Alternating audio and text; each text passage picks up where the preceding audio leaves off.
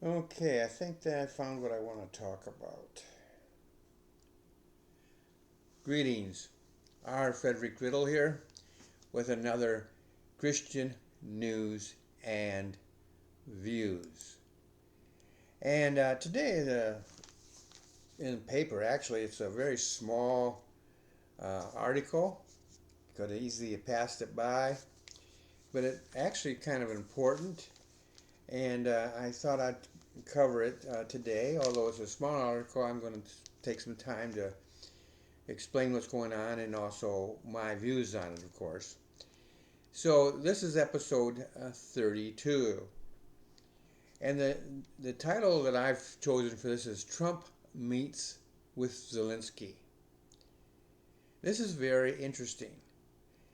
Um, President-elect Donald Trump met with the President Vladimir Zelenskyy in Paris.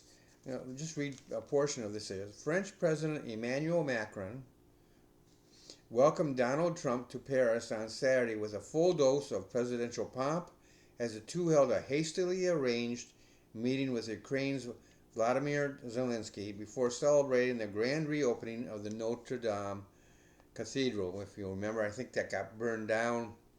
They had to rebuild it, and now they had the grand reopening. On a day that mixed pageantry with attention to pressing global problems, the once and future American president was warmly embraced by Macron upon arriving at the uh, Elysee Palace. And that's it. That's the whole article. Uh, I want you to catch some things here. Um, this was a hastily arranged meeting, and it was the French president, warmly welcomed Donald Trump. So here's my take on this. In what may be a preview of things to come, this meeting with Zelenskyy was hastily arranged. Now, to me, this suggests that Trump saw an opportunity. Perhaps he received an invitation from Macron and took advantage of it. It could have been different scenarios, but in the end, it was an opportunity for him to meet with the French president and the Ukrainian president and to maybe get some things hashed out. In any case, the three men met. And you can be sure the topic was Ukraine. In a previous episode, I predicted a January surprise by President Trump. I think I also called it a offer to Putin that Putin couldn't refuse. In light of that, the president-elect has talked with both Putin and Zelenskyy. Plus this, now he has met face to face with Zelenskyy. And I think that's important. Here he's not taken office yet, but he's already making some moves. Now, I've told you before that whenever there's an article by the AP, or for that matter, any news outlet, you need to read between the lines. And this is what I'm doing here. I'm reading between the lines. And doing that, I think that I see two possibilities here of what could be happening. In the first one, Trump is meeting with Zelenskyy, and the French president is sort of like acting as a go-between. He's hosting it and things of this nature. And Trump gets the opportunity to ask questions and listen so as to better understand the Ukrainian position. Now, I think I pointed out in the past that he and Zelenskyy have met in the past, back when he was president the first time around. And they got along real well.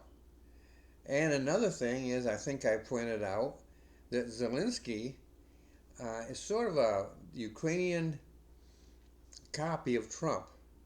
Now, you can't really ever get an accurate copy. I think there's one Trump and that's it. But the Zelenskyy is called I can't remember the title that It's the same thing, same title as Trump got, but he is he's going about attacking, or was actually before the invasion. He was going around attacking the deep state, the swamp, if you will. And so he was copying or imitating or in some way taking a lead from what he saw Trump doing here in America, and he thought he needed to do the same thing on his end. Now, he was not a politician. Like Trump, he's not a politician. He was actually a comedian. And so he's familiar with being standing in front of people. He's comfortable in that zone. And so public speaking and things of this nature come easy to him. But he is not necessarily all that popular with other politicians in Ukraine. I think he is very popular with the people. Now, the press will say differently, but when you look at the different things that are going on in the country, they have united behind him. And he is in a very strong political position, and his opponents, at least for the time being, have to give way to him. And that sounds very similar to Trump. And so the two of them is kind of on a similar ground. And so they get along, they understand one another a little bit, perhaps more than we understand Trump. Zelenskyy, because like I said, they're cut from, actually you could say they're cut from the same cloth. So that's the first thing that could be happening. Trump is checking things out and asking questions about the invasion, the Ukrainian response, what the status quo is troop-wise and so forth. And he's being told things by Zelenskyy that the rest of us are not privileged to hear. It's above our pay level, so to speak. That's the first thing. Here's another second option is President Trump has already got experience dealing with Zelenskyy. He's been following it just like we have, and perhaps even more so, especially since he was into the election. He would have had people digging deeper. So he's come up with some ideas. He's come up with some plans. He's obviously stated he's going to end the war rather quickly. And so you can take him verbatim. I'm going to stop at the very first day of office, or he's going to lay the groundwork out. And right from the first day, that's going to be a priority. And that's the way I interpret it. The first day in office, it's a priority. And in fact, it's already a priority, and he hasn't even taken office yet. And this is just very impressive to me. You don't really see this happen that much. There have been other presidents who have made some moves. I think of Ronald Reagan. I believe he did some moves before he took office. But it's not necessarily common, or at least it's well reported. But in any case, he has some ideas, and I think in the second episode, or second option, he may present these ideas and just observe how Zelenskyy responds to them. And that will help him either dig down or regroup or whatever. Decide to find an area that they can find some common ground on. Now, if you listen to the liberals, they think that Trump is in the pocket of Putin, although there's no evidence of that whatsoever, going all the way back to when he was in president the first time and they made these charges, all of which have proved to be false. But he understands Putin. If Putin can be understood, Trump comes closer to it than most of us would. And he understands that Putin is he's sort of like a bully, and that bullies don't respect others unless they have strength. And so, as president the first time around, Trump showed strength. Putin never once made a move against the Ukrainians. Uh, in fact, relatively peaceful there. There were people, the Russians were probably supporting the in the one portion, I think, of the eastern portion of the Ukraine, where there's a lot of a strong Russian population there, that he helped behind the scenes, under the scenes work, but on a political level, he never made it. He never sent a single soldier into the Ukraine. But once Biden took over, Putin got busy, and that's when the invasion took place. Um, so, uh, the way I see it, there's a level of understanding there, a level of connections, a level of understanding between Trump and Zelenskyy, that they are more or less going to, if you listen to the media, it sounded like, well, we're going to cut off all our aid to Ukraine. And I think to some degree Zelenskyy may have gotten that message, because that's the message the media was putting out there. But Trump, if you go back and look what he actually said, he never made that. I don't recall him ever making that statement.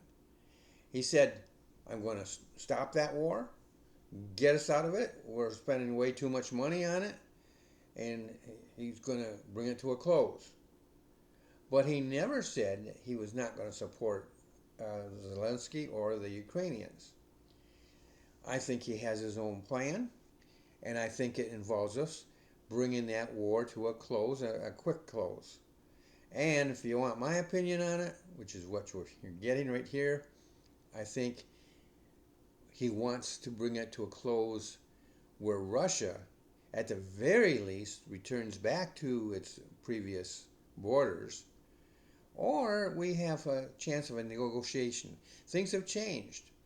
When the Ukrainians counter-invaded Russia in what they call the Oblast, the Kursk area, they took land, a lot of land actually, Russian land. They don't really want it. Doesn't belong to the Ukraine, but he took it, and I think that there are political reasons why they took it. It gives them, when this goes to a table of negotiation, which Zelenskyy is smart enough to know what's going to happen, it gives them a very strong position. And now they can say, how about we trade? We trade land for land, and that includes the Crimea. You give back all the land that we had before this last invasion, and you give back Crimea. Now, Putin on his hand doesn't really want to give back Crimea, but right now he doesn't have control over it. He's got troops in there. I believe he's still got troops there and so forth.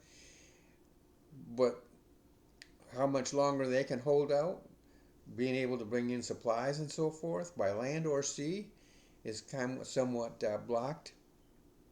His naval forces have been stymied. His land forces are busy up north and losing 100,000 troops to gain a little bit of territory. And so it's been a lose-lose. And by the way, I think that his own position there in the Kremlin is a little on shaky ground. And so the Ukrainians are going to have a very strong negotiating position.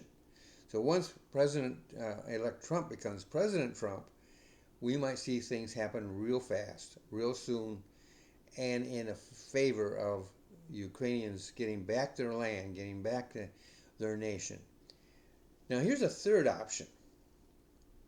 Both 1 and 2. Option 1, he asks questions and listens, so he better understand. And 2, he presents ideas and then observes. I think that both of those are going on at the same time, and that's a possibility. And so President-elect Trump is not only a wise man, but he has 4 years of actionable experience in worldwide negotiations. We watched it. We watched it from the sideline, so to speak. He played rough. He played to win. And he won. He got us out of bad treaties and got new treaties in their place. He ruffled some feathers. I'm not going to say that the people in Europe like him, but they much prefer him to what we currently have.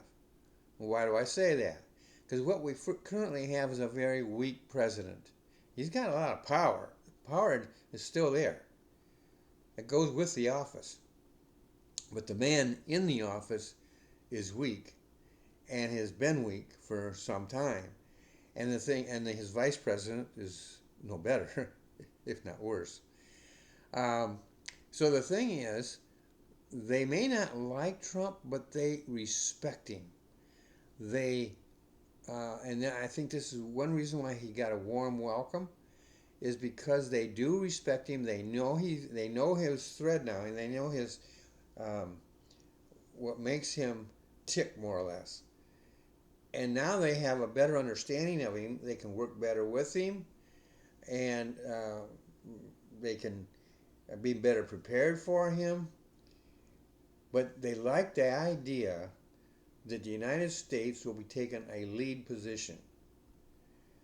At the same time, during these past 4 years, because we had a weak president, they grew stronger.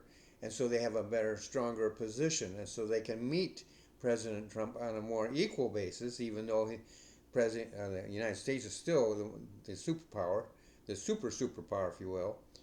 So they're going to still be the United States here and them here, but they're going to be a higher level, and they can meet at a better level. They can work for compromise and things of this nature and come up with a solution to the whole problem. So I would not be surprised that this little meeting, we may hear of more meetings taking place. We may not hear about them. Depends on whether the press even reports them or not. But I think that is going to be, it all comes out of his 4 years of actual experience. He has experience with Europe, and Europe has experience with him. Another factor that I think deserves noting is that there are also, and these can be broken down to two things. One, Trump was greeted warmly. I've mentioned this a couple of times. This may suggest that European leaders are focused on getting Trump involved in the right way. What's the right way? Their way. So again, this comes back because they've gotten stronger and can meet him on a more equal space. They may not be equal, but a little bit more equal than they were. And they may be able to influence him, try to influence him in the right way. And I think, personally, that Trump might be leaning that way anyhow, but it's just sort of like a card player, a gambler, holding his cards close to his vest so no one can see what he's got. That's the way I see him. The second thing is this, Zelenskyy. Zelenskyy is, like I said, a lot like Trump, and he holds his cards close to his chest. But I think he is more willing to listen to Trump. He respects Trump to begin with. You're going to listen to him and try to filter out all the static that's been coming from the election and everything else, which a lot of it was misinformation. And so he's trying to walk a very careful path to find out exactly where. Meetings like this will help clear all that static out and bring those two men on a more understandable path. So all of this is contrary to the picture that the media has painted and has been predicting. And that is just something that has to take place, because the media has so muddied the waters with their reporting. They wanted to make Trump look bad, and they wanted to make Biden look good, and that meant destroying everything else. And so we, the American public, don't have a clear picture. We've had to read between the lines, and I think a lot of Americans have taken up that practice, just like I have, of reading between the lines, trying to find out exactly where in what is happening. Do we always get it right? No. But we don't have any choice in the matter. So what we have now, we have a progress being made, steps being taken. And I think this is a very strong and positive thing that's going to bear much fruit when he takes office. Now, do you enjoy this channel? Do you enjoy watching Christian News and Views? And if you have not subscribed yet, I encourage you to subscribe as soon as you can. And right down here, actually it'd be right over here, I think, on the screen. Either there or over here. I forget. I get this all mixed up. But I know down below here, there is a spot there where you can click on and subscribe to my channel. Now, my channel has 2 podcasts. The first one is the one you're watching, Christian News and Views. The second one is Becoming a Published Author is Fun. And you can get both on the subscription to the channel. These can come right to your channel. Or if you can follow me, then again, you'll get things to your email. Another thing I want to point out is that both of these are free, come with no obligation to you at all, but they are sponsored by T&R Independent Books, which is more than just books. It's more than sells books. I do sell books. I write. I'm an author, and so I market my books. I have the Best of Test, which covers my wife's books, plus the novel Keys to Murder. Plus, I teach a course called Basic Authors Training, or BAT. I also have a ministry publishing service where if you're in a ministry at any level whatsoever, paid or unpaid, whether you're a janitor or the preacher or anything in between, if you are somebody who has written a book and you want to get it published, ministry publishing is the way to go. And that's the kind of people I want to serve. And you don't necessarily need to be trained, to be coached, to be taught how to write. You already know and either have it ready or will soon have it ready. And so these podcasts are sponsored by T&R Independent Books. And you can find out more about that at trbookservices.com. So that's it for today. You have a great day. I look forward to talking to you again in the next episode. Like I said, you have a great day.